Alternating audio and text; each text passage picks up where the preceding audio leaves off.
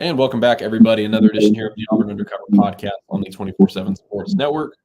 My name is Nathan King. I am still here in Nashville, Tennessee, and I'm joined on the live stream as well on Facebook and our YouTube page with Jason Caldwell and Philip Marshall, as it was Selection Sunday for both the Auburn men's and women's teams. They're both going back to the NCAA tournament. Of course, we have known about the men's team for most of the season, but obviously the women's team made a great push under Johnny Harris this year, and they are going back dancing for the first time in a while. But it was also Championship Sunday for Auburn men's basketball here in Nashville. They took on Florida in a game where they were obviously looking to get revenge from their pretty much the only loss all season. It was their only loss all season where they were beaten pretty soundly. They lost by 16 down in Gainesville. And this was a game where you felt like Florida had a decent matchup. Florida had the size to hang with Auburn.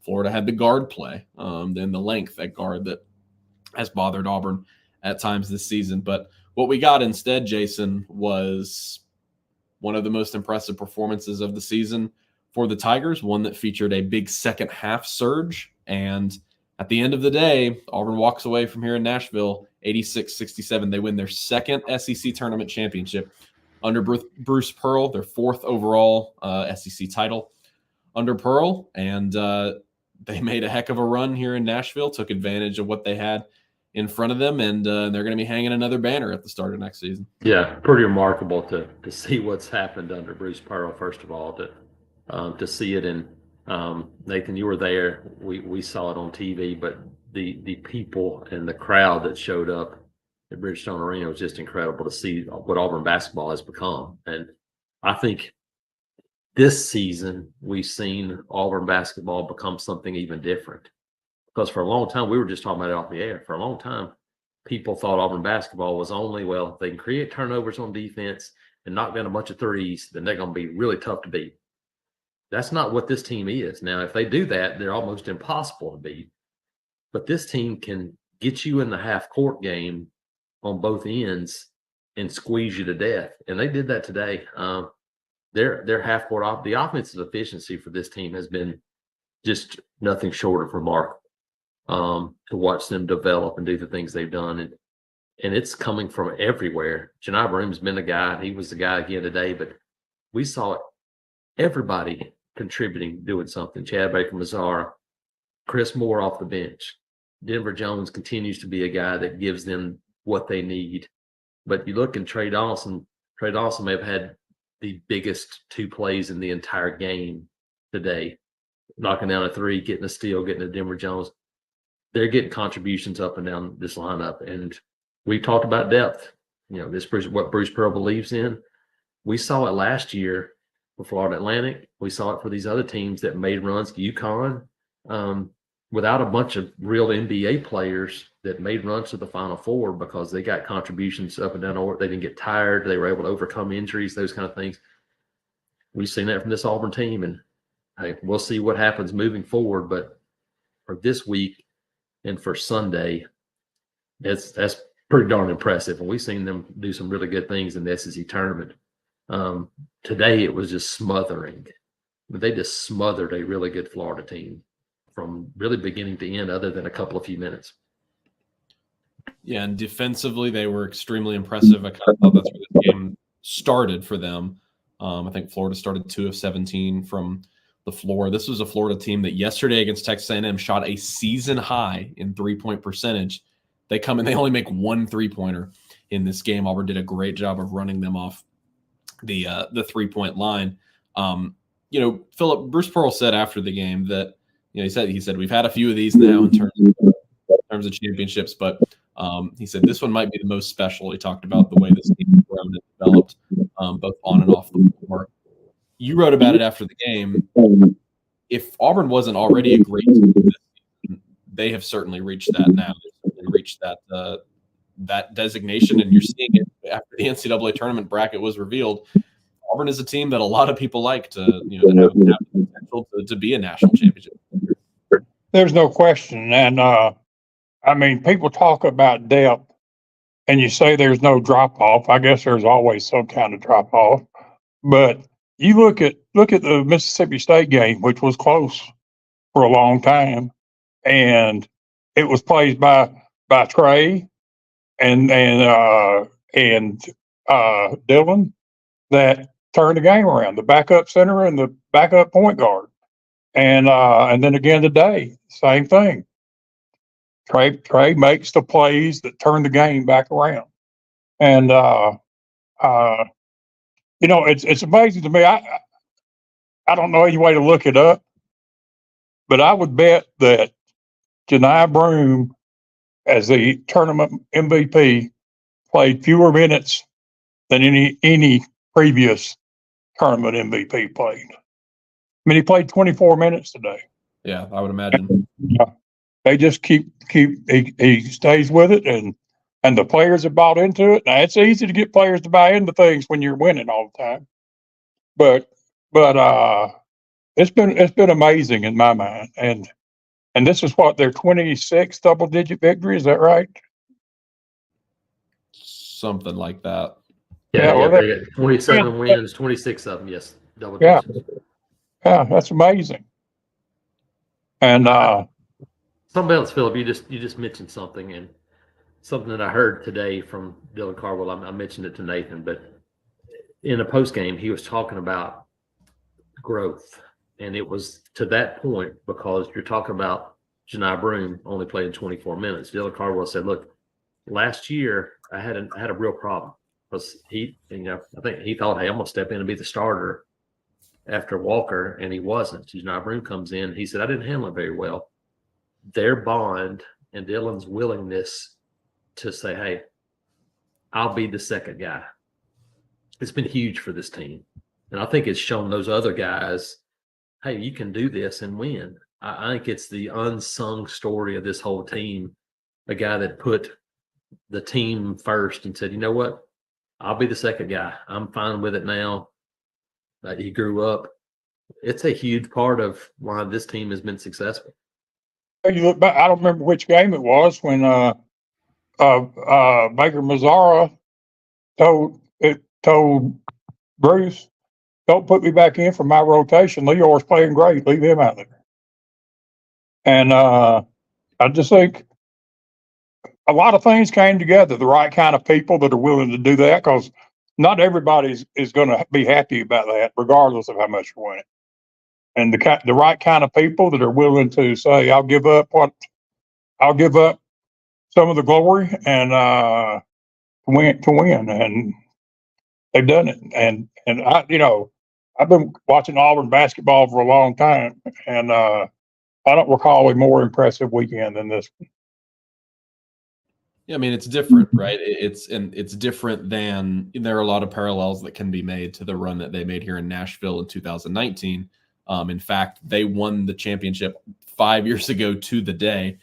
We brought that up to Jalen Harper after the game because somebody found the picture. He was the first one to go cut up the nets, and he went up on the same exact basket that his brother went up on 5 years to the day. That's cool. But but even the 2019 team barely survived against Florida in the tournament.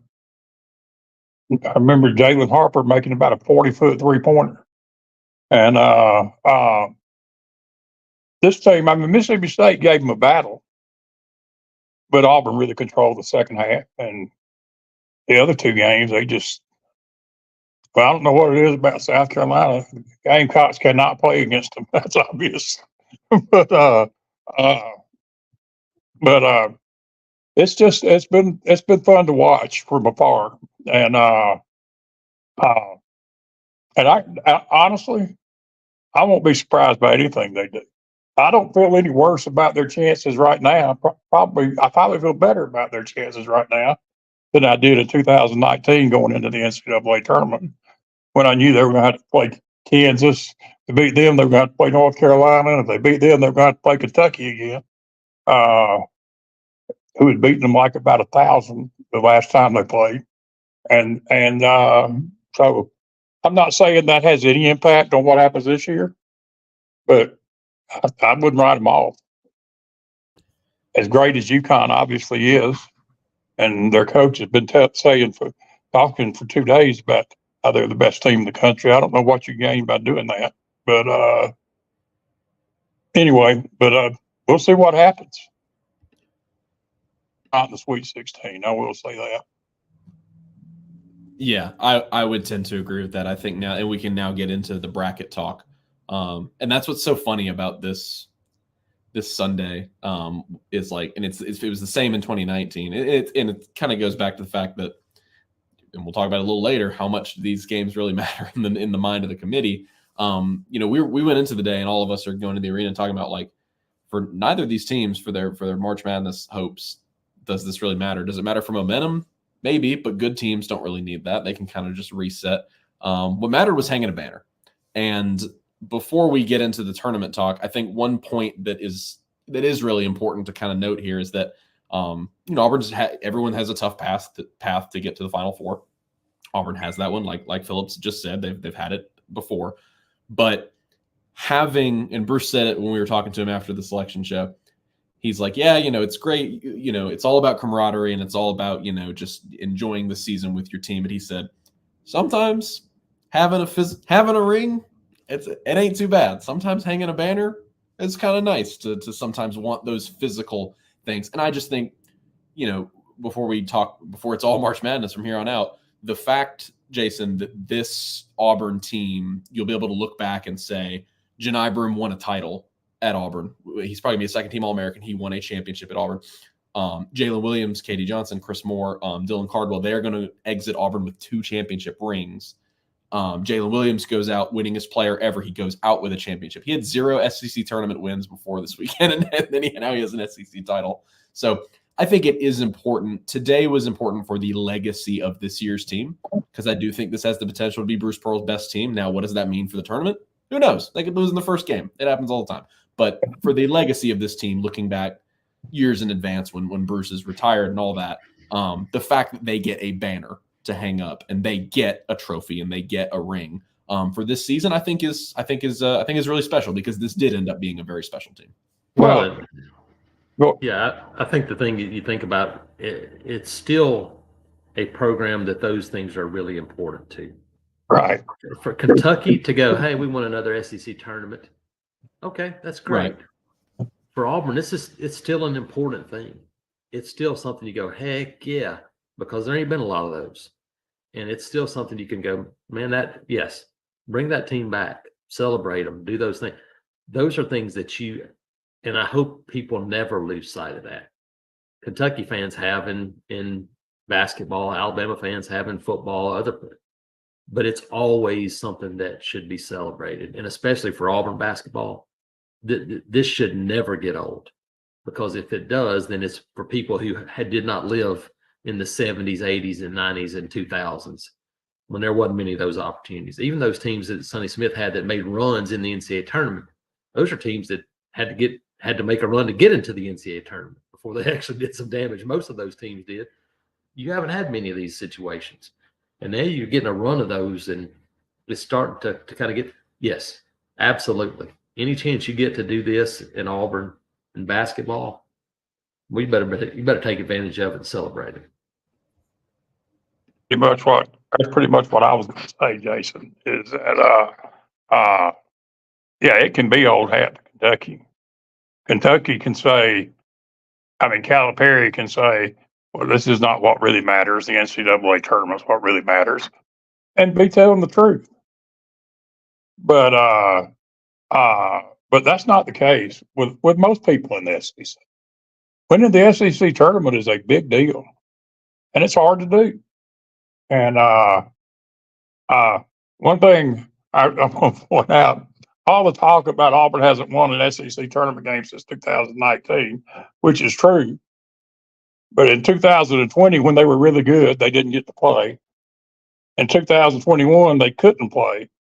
So they really only had lost 2 SEC tournament games that time coming into this weekend. But it's a huge deal. Hanging those banners, getting that ring. If you're an Auburn player, or if you're Jalen Williams, the sweat and blood you put into this program, that's a huge deal. Yeah, that's what Dylan Cardwell told me in the locker room afterwards.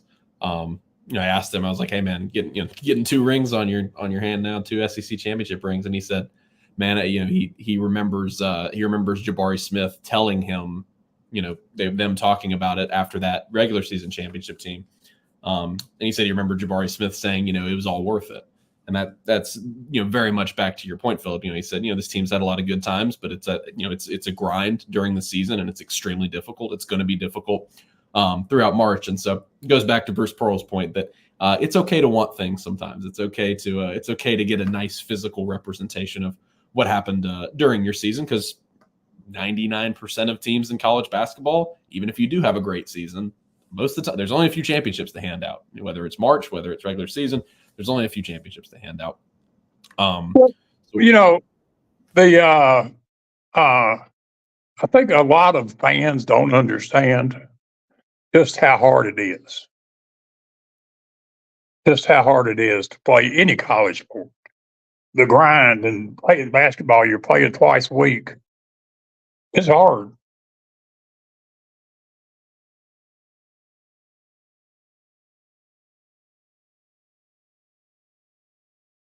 It is, yeah, extremely hard. Welcome Extremely back. hard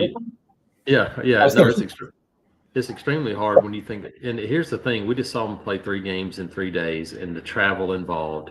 Come back after an SEC regular season, you're dealing with, hey, you got a stomach bug one week, and you maybe play through it. It's everything that you have to deal with throughout an entire season that now starts in June. I mean, they're playing basketball, they're doing those things a couple of days a week, then you get rolling in October and get going. I mean, it's a long season. That's why the depth for this team is going to be really valuable. We saw it in the SEC tournament, getting the NCAA tournament. The one thing about it, you get more time. I'm sorry to say more timeouts, longer timeouts, and it takes even longer to play some of these games. But I still think this is a team that is, you're right, it's still college basketball. We know there's going to be a bunch of upsets. We saw them this past week in conference tournaments. There's going to be a bunch of them in the NCAA tournament. Auburn may be one of them. But I like the team, and I like the way they're trending heading into this, and now we'll see what happens. All right, so let's get into now, if we're about 17 minutes in. If you have not seen the bracket, I'm sure you have. I'm sure you know where Auburn is playing. But Auburn ended up earning a 4 seed in the tournament. Did not come as a very big surprise. There was a little bit of talk about maybe if they could make a push and Nashville make a run, maybe they could come up to that 3 line. I know Joe Lenardi had them on that 3 line, but it just felt like a little bit of a long shot.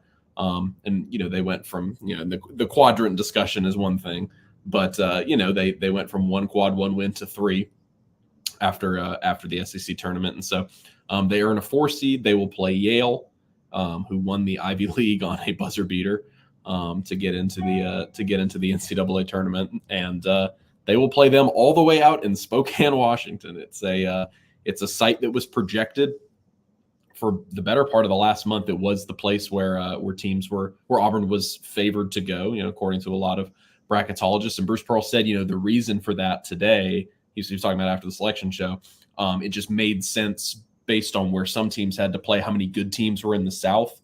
But he said it just made sense based on where the 4s needed to be. He said they needed a couple 4 seeds to go there based on how the bracket shook out. And that's exactly what happened, because Alabama also gets a 4 seed. And for the second straight year, Alabama will also be in Auburn's bracket, or excuse me, not in Auburn's bracket, but they are in the same sub-region. So Auburn will play Yale, the 13 seed. On the other side there, potentially awaiting them in a round of 32, is the 5 seed San Diego State and UAB, which ended up winning its conference tournament. And so you get 3 teams from the state of Alabama out there, and you get that, that would be, we'll see what UAB is able to do in a 5-12 matchup, but wouldn't that be awesome? If people were talking about Samford maybe going against Auburn, it'd be really cool if they're able to play UAB in the second round. But you guys, it is the East region, which Auburn ends up in, so they'll play the second weekend in Boston, is a brutal region, Jason. We were talking about it before we got rolling. It starts with number 1 overall seed UConn, who is one of the most impressive teams in the regular season of the past several basketball seasons. And they would be playing the second weekend in Boston. So a tremendous, tremendous challenge for whoever is going to come out of that region. But at the same time, if you're Auburn, any of these other teams, you're saying, oh man, UConn and Boston, like that would be crazy. If you're UConn, you're looking and saying, oh my gosh, we have Auburn, Iowa State, and Illinois in our region. So there's two. Here's what else you got. If you're UConn, in the second round, you may have Florida Atlantic as an 8 seed who went to the Final Four, like the same Final Four you were in. And nobody thought Florida Atlantic would be that high. They said that when they got picked. They said that is a high seed for them. Yeah, like they're 8 seed. So you're talking about Florida Atlantic, last year's Final Four team, got pretty much everybody back. Yeah, UConn is a team that's going, man, thanks a lot. For us to be the overall number 1 seed, that's a gauntlet. I'm telling you, you're talking about Auburn and Yale in that game. San Diego State, UAB. I've watched San Diego State play probably half a dozen times. They've got some games where they've struggled some, but I tell you what they got. They got a monster inside that's as physical as anybody in the country. 6'9", 240, 2 6'6" guards, a really good point guard. They play in your face defense. I mean, like those are teams. Hey, we've seen it. We've seen Auburn play San Diego State, and you go, well, that's not a whole lot of fun. And so you look on the bottom side of it, and you look at Illinois as a 3 who just won the Big Ten. Iowa State as a 2 who just I'm talking about drubbed Houston. Absolutely. Beat them, like a rented mule, as they used to say. But then, you got BYU as a 6 who was one of the top 18 seeds in this, but because they don't play on Sunday, they had to figure out a way to fit them in. Well, they fit in UConn. They fit in this. So 6 of the top 18 overall seeds in this NCAA tournament are in the East region, where Auburn and the number 1 overall seed belong. So it's a really, really challenging bracket when you talk about it. I mean, like even some of the teams that you think about, Washington State as a 7 seed is a really good team. Illinois at Morehead State at 26-8 is really good. UConn, I saw them a little bit today. And, people don't need to gloss over the fact that Auburn's playing Yale. This is a team that won't make a lot of mistakes. Obviously, Ivy League team going to be really disciplined. And they're going to come in, you're going to have to go earn it. And so it is what it is now. You go and go. I think the good thing for Auburn is that it's not the turnaround they had in 2019, where you had to turn around and play on a Thursday. You get that extra day Friday. I think that's really, really beneficial for Auburn starting this NCAA tournament. Oh, what happened to Auburn in 2019 was grossly unfair, really, because not only did they have to travel to Salt Lake City, was it, right, where they played? Not only did they have to travel after playing 4 games in the SEC tournament, they had to travel for an 11 a.m. Thursday game. And probably should have lost, really. Actually, no, probably to it. The guy makes free throws, they do lose. That game is the first time in my life I've ever seen anyone airball a corner 3. And Anthony McLemore just raised both his hands and said, thank God. Yeah, they should have lost that game.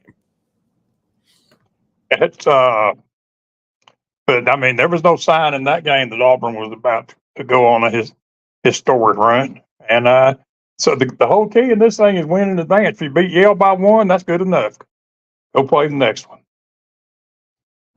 Yeah, and we'll get into, and Jason has a great story, auburnundercover.com, of not only Yale, but Auburn's potential second round opponents, like we just mentioned, San Diego State.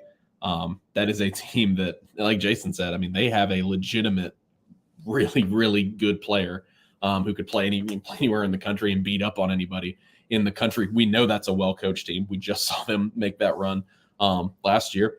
And I noticed Chad Baker-Mazara jump up in the front row when we were watching the selection show. That's his former team. We've talked to him a little bit about it, just kind of off the record, just kind of hanging out the past couple of days about, maybe seeing them in the tournament. And that's not a program it's not a program that he wanted to leave. It's for academic reasons. And he said he was the Mountain West Sixth Man of the Year when he was there. And he said that was they made their conference title game when he was there. They did not win it. And so he said, I was really looking forward to getting back to it and finally getting a ring. So lots of, and then you have Bruce potentially if Auburn makes it that far. Bruce Pearl going to Boston, and that's something he obviously did not want to talk about today because that is assuming 2 wins. Correct. And that's not something he would want to do. But it's going to be tough for anybody. It's going to be a tough draw for anybody. We got a comment here talking about 4 conference championship winners in the same region. Yeah, I mean it is though if you're Auburn, and there's another comment saying I'd rather play UConn early while we're hot and fresh. It's talking about maybe opposed to like later on. Not a bad point either, because Auburn is rolling right now. And if they can keep rolling these next couple games, again, it goes back to as tough as playing UConn in Boston would be. Like, I mean, that would be a really, really huge upset. UConn is looking at the opponents that are in their region and saying, wow, Auburn is playing really good right now, and we'd have to face them again, not in the Elite Eight, not in the Final Four, in the Sweet 16 potentially. Yeah, and I think for Auburn, the neat thing is that you've got a guy on your staff who has been in a similar situation like this before. That 2003 Auburn basketball team wasn't nearly as good as this one is, but they had to go play Syracuse and Albany and push them to the limit. That's Syracuse seeing them win the national championship. So I think you got something there where you start going, you got Marquise Daniels go, look, the guys already been this before. Y'all are better than we were. We handled it just fine. We're good. This team's got a bunch of veterans. I think the most important game for them is going to be the first one against Yale, just to kind of get it going, get back out there. Because when you're Auburn and you play the way they played, the last thing you want to do is take 5-6 days off, even though it's good for you, for your rest, all those things. Get back out there and try to it's going to happen. We saw it a little bit with Mississippi State. I've been saying it for the last 2 weeks. Can you survive a bad game? Mississippi State wasn't a bad game. They shot 50%, but it was an ugly game. They made it really ugly. You're going to have one of those where you shoot 38%. Can you play enough defense, and can you rebound? Can you do? That's what Auburn did against that first one against New Mexico State. They did that in 2019. Can you survive that game when it comes? We saw Houston have it against Iowa State. Couldn't survive it. Can you survive one of those? That's how you make it to a Final Four. And we'll see if this Auburn team can do it, because you're going to have one sooner or later if you play enough. The thing is, no matter if you're a relatively high seed, a top 4 or 5 seed, you're going to play somebody in the first round that you should beat. Doesn't mean you will, but you should. After that, there ain't nothing left for good teams, and if you don't play well, you're gonna have a chance to get beat. Yeah, we can talk just for a second about the draw for Auburn going to Spokane, because that is something we were talking about a little bit before we got rolling. And Bruce Pearl wondered aloud today, and I don't know if it's a bad argument by him or something, that's nonsensical to wonder. He said, "Are we getting payback for playing in Birmingham last year, where regardless of how it happened, Auburn did have that was a home game in the round of 32 against Houston. It was Houston the number 1 overall seed, or were they? They were, I think, either first or second, but Auburn was a 9 seed and got to play in Birmingham. 9. Yes. The thing is, wherever the 1 seed goes, they take the 8 and 9 seed with them. That's the thing. And Birmingham was the closest place for Houston, I believe. So yeah, it was. But I don't think they. I don't think they. But here's the thing to me: this year, last year, don't put them in the same region.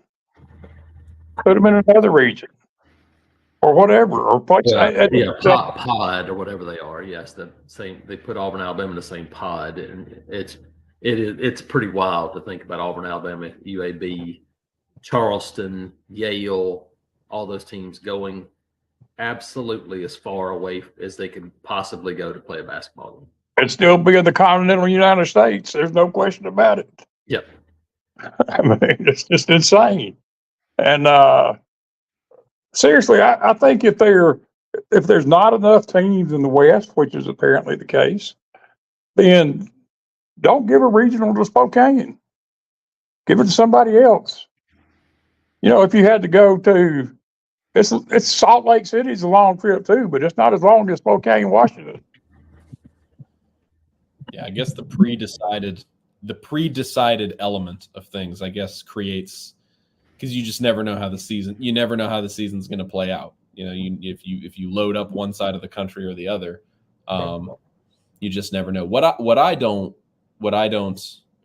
fully have a grasp on, and maybe you guys do a little bit better, is I sort of understood that there reached a point where it was like, okay, if Auburn's not going to be a top 3 seed, maybe even not a top 2 seed, they're not going to get Memphis or Charlotte because there's too many good teams above them that are from around this area that are going to get sent there. Your Tennessees, your Dukes, there's several. North Carolina was a 1 seed, several other teams that make more sense that are better and are going to get sent there because that's how that works. Where is the cutoff point? That's something I honestly don't know. So, Auburn's a 4 seed. Are they trying to cater to them in terms of their pod or sub-region? They're kind of interchangeable. Are they catering to a 4 seed at all? It doesn't appear that way. I haven't looked at the entire bracket. The 3 seeds, maybe they do. They kind of try to help them out a little bit. But I just wonder if it didn't get to the point with Auburn where, like Bruce said, Spokane ended up being a place where 4 seeds were needed, and there aren't that many teams out on the West. And they said, Auburn fits both of those, and they are not in this top group of teams that commands our attention of we need to get them where fans are because they were this good. They're on our 4 line. We don't really care where we send them. Like, I don't care if it's Spokane, 2,400 miles away. We need a team out there. I feel like maybe they're on that cutoff point. Well, you got 4 seeds in Spokane. Yeah, they absolutely Spokane this week. It's coming up week. Yeah, in my mind, they absolutely catered to the Duke. They're a 4 seed and they're playing in Brooklyn. And so Duke got a 4 seed in Brooklyn. Other than that, both in Alabama and them are out there. Auburn, Alabama, both are out there. So that's not one. And then Kansas plays in Salt Lake City. So that's where your 4 seeds would have been sent, was Brooklyn, Salt Lake City, and obviously 2 in Spokane, Washington. So that's your choices. Kansas was behind. No, I take that back. Auburn, Alabama were the 15th and 16th seeds according to them, which meant what I don't understand is Auburn being the 15. If they're a seed ahead of, you're telling me that the Auburn draw is easier than Alabama's, if that factors in at all. I just think they just threw them out there and said, hey, whatever, because there's no question that you would rather be in the West than the East if you're playing in this situation right now. But yeah, no, it's my whole argument. They've totally messed this whole thing up. That's another show for another day because I could go on a long time. But there used to be a hey, if you're in the East, you're playing East Rutherford, or you're playing in Winston-Salem. You're in the West, right. You're playing in the Pit. You're playing in Salt Lake City. In the Midwest, you're playing in Kemper Arena. You're playing in Kansas City, where you knew where you were, where you're playing, and everybody played in the same places. And y'all, it makes no sense now. It doesn't make any sense. You're right, Nathan. There's no rhyme or reason for sending people where they're sent. And so, because here's my thing. You're telling me if you're North Carolina, I say, hey, how about giving us a 2, let Arizona be the 1, and let us stay and play in Charlotte? That's a much better situation. If you're North Carolina, you'd swap in a heartbeat to be the 2 seed and play in Charlotte versus being the 1 seed and having to go play out in LA or wherever. I'm sure that's where they're probably playing to begin with anyway. I think it is LA, yeah. Because someone had to go out there because you got Houston and Dallas, and then you have Purdue and Detroit. So somebody was going to get the LA draw, and it turned out. Yeah, and then North Carolina, they do get to play in Charlotte to begin with. And again, they're the crazy. That's the crazy thing is they're in the West, but they get to play in Charlotte to begin with. So it doesn't make any sense. No, I gave up and figured like out. I said, it's another argument for another day. Yeah, the sub-regions have just, at this point of how they're doing the bracket, the sub-regions have nothing to do with, and that's the confusing part, I think, for some people. Like, oh, Alabama and Auburn are both in Spokane. And it's like, well, it's unless they're in unless they're all the way in the Final Four, like they're not going to be able to play each other. No. Play the national championship. I don't know which side they come from, but yeah. So it's the sub regions and the pods have nothing to do with the second weekend regions. That's the only time when you start putting people together. Yeah, I mean, we have a comment here talking about the net ratings of UConn, Illinois, and Iowa State. Yeah, I mean, Jason mentioned on the NCAA's official seeding that they put out, but the 4 conference championship winners in the East region, UConn, Auburn, Iowa State, Illinois, are 4 of the top 10 teams in KenPom. Like, these are 4 elite basketball teams this entire season. They've had a great body work the whole season, and only one of them is going to come out and be able to go to the Final Four. So should be interesting. I mean, it should be I'm really looking forward to seeing what Spokane, Washington has to offer. I have no preconceived idea. I have no idea what it will look like when I get off of the plane. I have no preconceived idea of what the state of Washington looks like. So that'll be interesting. Lots of trees, I believe, but I've been to Seattle, but I've never been to Spokane. That would be that's a long way though. Yep. I'll give you a long range weather forecast. How about that? Cold. We're looking today. It might snow on Sunday. 52-37 Friday, yes, and 45-31 Saturday, 44-31 on Sunday. A little chance of precipitation. At least they're playing indoors. You're good. Yeah. Yeah, let's be glad they're not doing one of those stadium series. Yeah, maybe I'll have to get some Gonzaga merch while I'm there. I feel like I might not avoid that. And I went to a regional and to the Final Four in Minneapolis. That's a different kind of cold there now. Yeah. At least Christian could give you some pointers. Christian can give you some pointers. Our own Christian Clemente can give you some pointers about going to the Northwest. And Christian's boys are in the Montana State boys are in the first 4, right? I'm trying to remember if they're first 4 or not. Let's see. I think they were. I think they get. Yeah, I think they're in the play-in and they get Purdue if they win. Which take down the mighty. The fighting Christian Clementes will take down the mighty Boilermakers. But they'll kick what's his name, the big guy in the shins. See if that helps. That's all you can do. Bring a crowbar. That's all you can do. But we'll have all kinds of coverage here for the rest of the week at Auburn Undercover. Looking forward to that matchup against Yale, and then we'll see what happens once we get out there in Spokane and see what happens with that second game. But we'll get into it now. This part of the show, the women's team also is going back to the NCAA tournament. They will play. They get a play-in spot. Excuse me, as an 11 seed. Correct me if I am wrong. Correct. That's right. They will face Arizona. I guess Jason or Phillip, whichever one of y'all want to go first. Jason was over there today. I'll let him. Yeah. You could tell that was a disappointed group, and they should be. They thought they deserved to be actually in the field, and with one win they will be, but it's still not the same feeling to know that you got to go play a game to get into the tournament.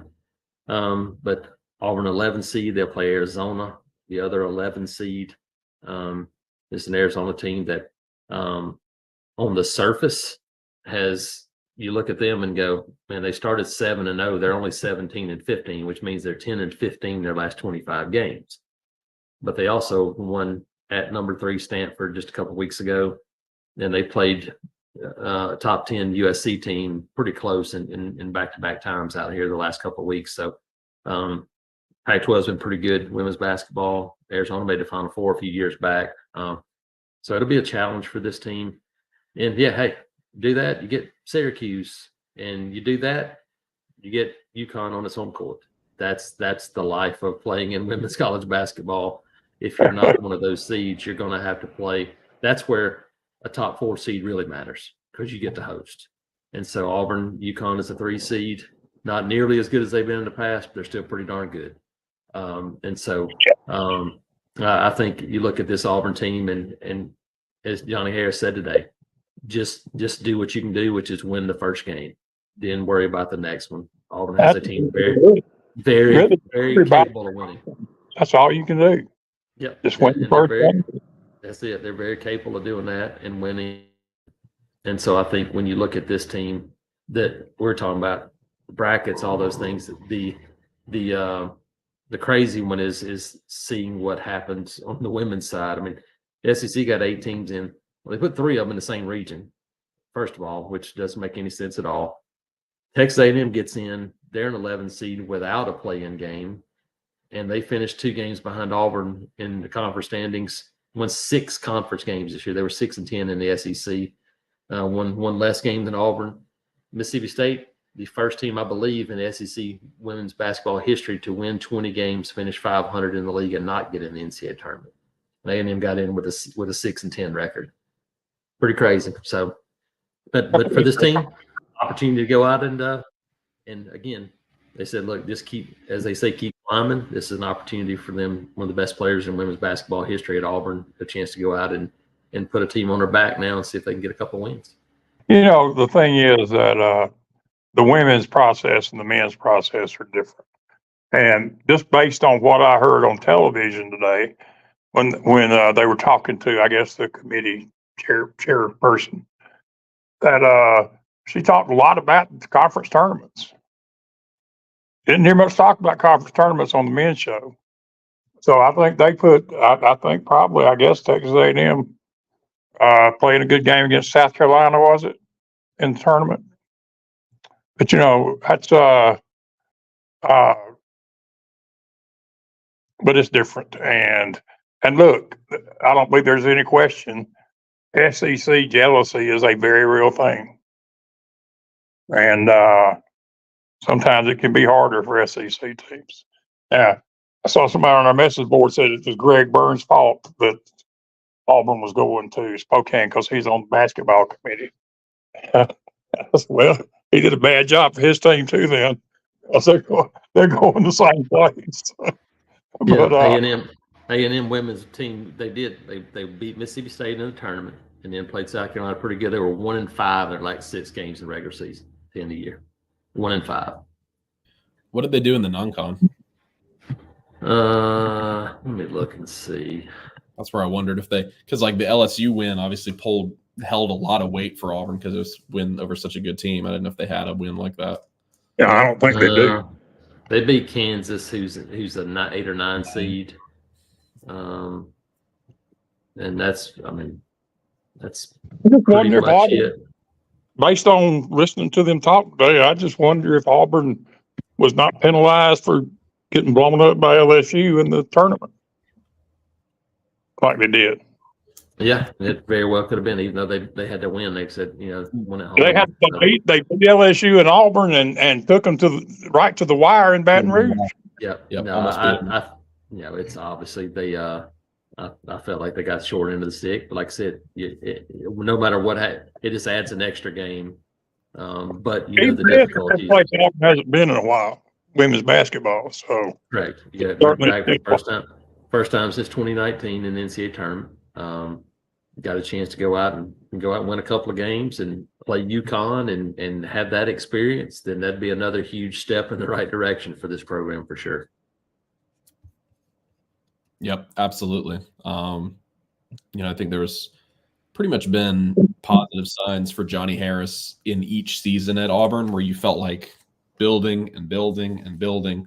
And there was, more culmination of them this year than any other season. And Jason, you mentioned, honesty, Scott Grayson and kind of her greatness this season, what she's been able to do for this team. And I just think anytime you have a defensive-minded team and then you have a player like that who can go out and get a bunch of buckets, I don't know if they can beat anybody, but they can beat a fair few teams. Well, that's the thing, and she. Well, they could beat LSU. They did. I mean, that's the thing. You'll have to go win a home game to beat somebody like UConn. That'd be something that'd be shooting the moon for the moon there now. It would be, but but they played LSU toe to toe down there. And honestly, I'm telling you, I saw a little bit of disappointment when the LSU region was picked and Auburn wasn't there. I think this team honestly thought they wanted to go back there and have another shot. To me, that was a pretty good sign that this team not going to back down from a challenge. No, I don't think. I think for them now, it's just go strap it up, play, and again, if you get through the first one, They beat Arizona. I fully expect them to beat Syracuse. Yeah. I think that's what this team is. And Nathan, you had it right. You have a player like that, and you can play defense and create turnovers. They can't Yeah, they're they can't have different. 5 or 6 point games. If they get one of them 25 or 30 point games out of honestly Scott Grayson, they can play with anybody. I mean, they're liable to turn anybody over 20 plus times. Mm-hmm. And they just need to make shots, which is sometimes an adventure. But yeah, I mean, I don't think there's any question the women's program is on the right track. I mean, it's a long way to catch up with the top of the SEC, South Carolina, well, mainly South Carolina and LSU. It's a long climb. Yeah, we'll see what kind of damage they're able to do in March Madness now. I know it's not something they've had a ton of success in recently. That they haven't made it back there in a while, but both the men's and women's team having them in at the same time. There are not a ton of teams in the country, not a ton of programs and schools that can say that. And so now Auburn is in a position where you can be rooting for both, depending on when they play. And it's just a good time for basketball right now at Auburn. Do we know who the women are going to play yet? They play Friday. Friday? No. Yes, it's Friday. I think they play Friday because then they'll play Sunday again. I wrote it in my story. The women. Yes. The women can play Friday. They got to play the first 4 games. Thursday. It's Thursday. Yeah. Oh, wow. You got to play on Thursday and turn around and play again on Friday? No, they play Thursday. It'll be Thursday, Saturday, Monday because they'll do theirs Saturday, Sundays. That's what it is. So, yep. So Thursday, I don't know what time it is, but I'm assuming it would be, they're probably that evening. So, yeah. And then you've got Auburn at 3:15 Central Time on Friday, which I think is a pretty good TV spot as NCAA tournaments go. It's not the most inconvenient thing. You can take off work a little bit early at the end of the week. It's probably not too inconvenient. That'll be on TNT. They will take on Yale out there in Spokane. Forward, Jason.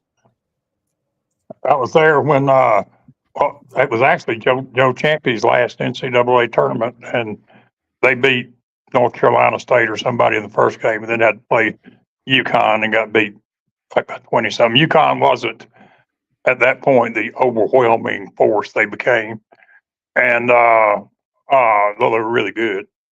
But my main memory of that is Auburn was looking for a men's basketball coach, which ended up being Jeff Lebo. And Ed Richardson was there, and Charles Goldberg and I were there. And we kind of cornered Dr. Richardson and asked him about the men's basketball coach situation, and he started breathing off names and what he liked about this one and what he liked about that one. And the late Meredith Jenkins, God rest her soul, was media relations director, and she was totally pale. Because Dr. Richardson didn't have many filters. But I remember that, and I remember Charles Goldberg screaming at the Birmingham News because they did something to the story he didn't like. That lasted the entire trip back from Stores to New York City where we were staying. All right, you guys, I don't know if y'all have anything else you want to add here toward the end. We're coming at about 49 minutes. But if you guys tuned in to the live stream, we hope everybody enjoyed it. If you guys listen to this on your podcasting service of choice, go leave us a 5-star review. If you guys enjoyed it, we are really looking forward to getting into March Madness now. It's the best time of the year for college basketball fans, and of course Auburn. Now on the women's side as well, getting back into the big dance. Auburn has made it pretty enjoyable for their fans as well, and we will see what this team, both on the men's and the women's side, are able to do in March Madness. So thank you guys so much for listening to this edition of the podcast. For Jason Caldwell and Philip Marshall, I am Nathan King. Go check us out over at auburnundercover.com, and we will talk to y'all soon.